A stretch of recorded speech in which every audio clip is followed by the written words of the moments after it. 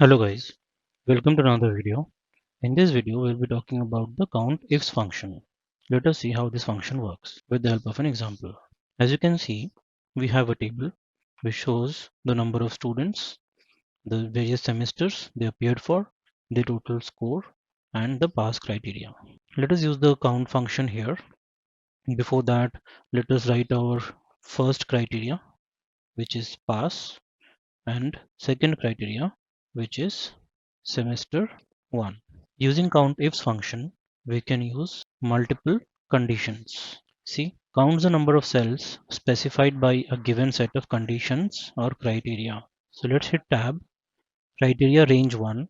So first criteria, it belongs to this range. So we select this range.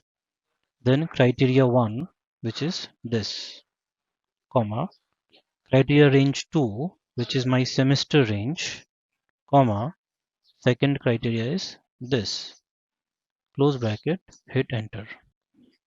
So it means it counts the number of students who have passed and who belong to semester 1. So as you can see here in semester 1, we have these three students who have passed. If I make it semester 2, the count increases to 4. If I make it fail, there is one student who failed in semester 2. If I make it distinction, if I make it distinction, there is 0 student who passed with distinction in semester 2. This is how the COUNTIFS function work, where we can use multiple criteria. We can even go about and put more than 2 criteria as well, depends on the requirement. I hope it was helpful in understanding the COUNTIFS function. How does it work? I'll catch you all in the next video with another function. If you have anything that you want me to cover, do let me know in the comment section. Thanks for watching.